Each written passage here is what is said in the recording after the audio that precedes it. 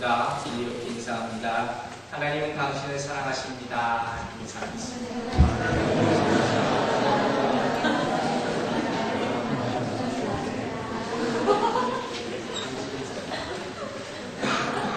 오늘 우리 아주 특별한 손님이 한 분 계십니다. We have special guest today. It's Linda Watkins. She's working for the Amos House we have been helping. And we'll talk about her ministry just after her preaching. Please welcome. Why don't you give a big hand?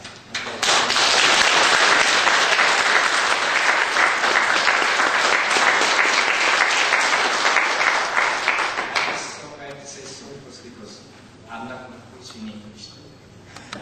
But fortunately, Domni, the seat beside you, he can speak English fluent. It's much better than me. So I believe that he will translate it. Okay? And also I believe that Holy Spirit will help me to present myself. Okay? 자, 역사적으로 우리는 이 세상에서 크고 작은 수많은 교회를 봤습니다. 그렇죠? 우리가 지금까지 사는 동안에서 어마어마하게 많은 교회를 봤습니다. 그런데 이 수많은 교회가 다 그와 같이 되고 싶다면 소위 말하는 롤모델이라고 하는 교회가 하나 있습니다. 그게 어떤 교회입니까? 바로 초대교회입니다.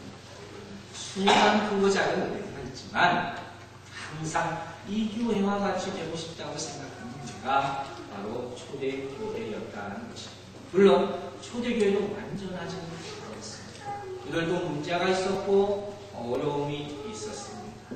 그러나 그럼에도 불구하고 우리가 그들을 칭송하고 그들로부터 배우기를 원하는 까닭은 무엇입니까? 그들의 신앙의 모습.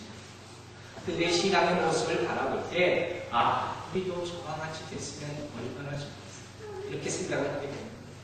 저 역시 마찬가지입니다. 제 소망이 있다면 제가 하늘나라 가기 전에 하나라도 더 좋은 거 보겠지만 혹시 소위 말하는 타임머신이라는 게 있다면 그거 타고 한번 가봤으면 좋겠습니다.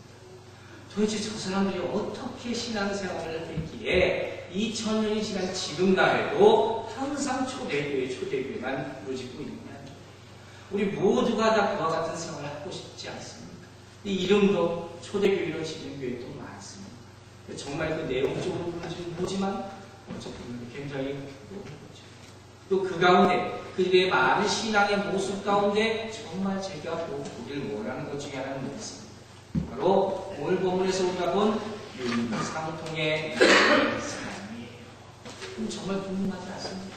우리가 기도하는 것, 성령의 불 받는 것, 이거 다 개인적으로 지금도 체험할 수 있는 것 아닙니까? 그런데 안타깝게도 우리가 지금 이 자리에서 아직도 못 보고 있는 것이 있어요. 그게 뭡니까? 바로 이들과 같은 삶을 살지 못한다는 거예요. 그리고 우리 마음 가운데서 이건 불가능한 것이라 생각하고 있다니까요. 정말 보고 싶은 거예요. 과연 이 사람들이 어떻게 그렇게 살 수 있었을까? 얼굴이 틀리게 생겼나? 아니 뭐가 어떻게 됐나? 무슨 이유가 있었을까? 아니요. 그 모습을 정말 그 자리에 가서 보고 싶다. 자, 오늘 본문은요, 몇 주 전에 우리가 이미 봤던 부분. 사도행전 2장 말미에 가면 오늘과 똑같은 모습이 나타납니다. 글만 좀 내용만 다르다 뿐이지 똑같은 모습이 나타난다는 거예요. 그런데 그와 같은 모습이 어딘데 또 있습니다. 그럼 왜 그렇게 나타났습니까? 그 이유는 간단합니다. 이것이야말로 초대교회의 가장 큰 장점이자 특징이기 때문입니다. 게다가 이와 같은 말씀을 강조한 이유는 우리 주님께서 우리에게 뭐라고 말씀하시죠? 너희도 이와 같이 살아라. 우리 본문을 주시는 말씀입니다.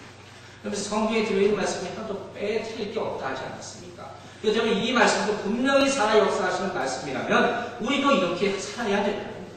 산상수훈의 말씀이 우리에게 어렵게 느껴지지만 우리가 그와 같이 살아야 하듯이 오늘 이 본문에서 보는 이러한 공동체 생활의 모습도 우리가 궁극적으로 추구해야 할 그런 삶의 모습이 된다는 것이에요. 그래서 오늘 저는 초대교회 생활이 어떻게 있는지 다시 한번 보려고 하는 것입니다. 자, 여러분 이 2장 말미를 보시면 알겠지만 이 2장 말미의 구절과 오늘 성경 구절을 가만히 비교해 보면요, 굉장히 유사한 점을 발견할 수가 있습니다. 게다가 오늘 이렇게 나눔의 생활을 하는 바로 전의 모습을 보면서 저는 또 한 가지 놀라운 점을 발견하게 됩니다.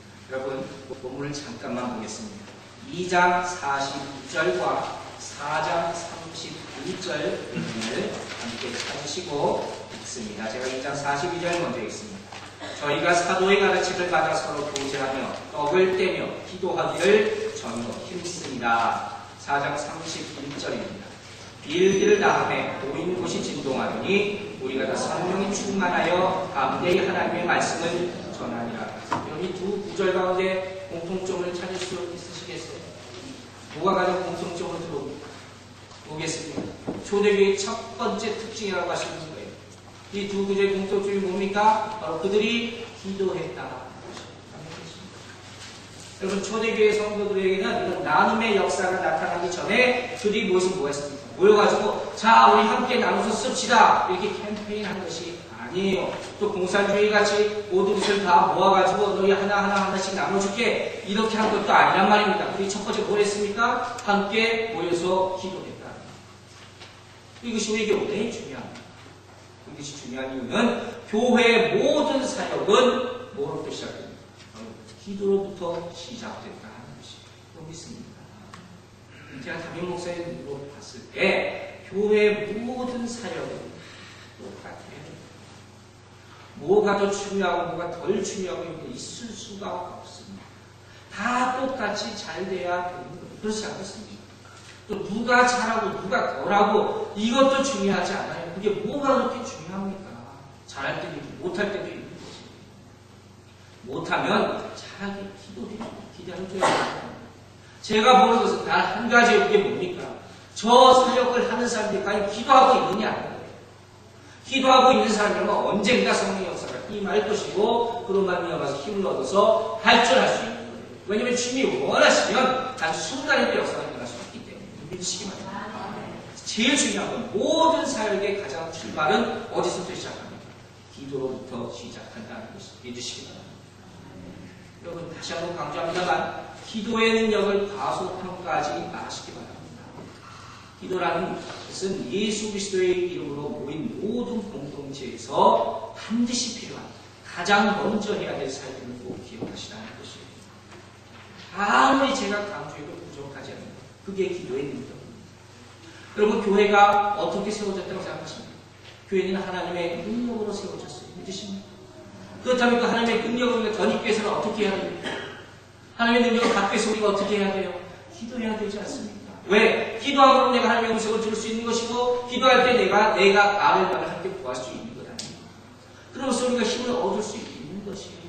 우리는 하나님의 능력에 붙잡혀 있는 사람입니다. 믿으십니까? 하나님의 능력 바라보고 사는 사람이에요. 그렇게 돼야 되는 거예요. 왜? 그렇지 않으면 어떻게 됩니까? 우리가 실족할 수가 있기 때문이에요. 그럼 어떻게 보면요. 교회라는 것은 가장 시험 들기가 쉬운 것이 교회입니다. 왜 그렇겠습니까? 당연하죠. 믿는 사람들이 모인 집단이니까 이걸 허물어뜨리면 사단이 얼마나 좋아하겠습니까? 그렇다면 교회는 계속해서 시험을 감당해야 되는 거예요. 또 이 약점을 이용해서 계속 공격하고 내부에서 분란을 일으키고 부책하고 있다는 것이에요. 우리가 이것을 이겨내야 된다. 그리고 이런 시험이 있을 때 이건 내가 나한테 예고해서 오는 게 아니잖아요. 내가 바라는 게 아니잖아요. 내가 믿음이 부족하고 강하고 그 문제가 아니라 시험은 항상 우리에게 올 수 있는 것이란 말이에요. 그럴 때 우리는 어떻게 해야 됩니까? 어떻게 해야 되겠습니까? 그때 우리는 모여서 의논해야 됩니까? 아니죠. 어떻게 해야 됩니까? 모여서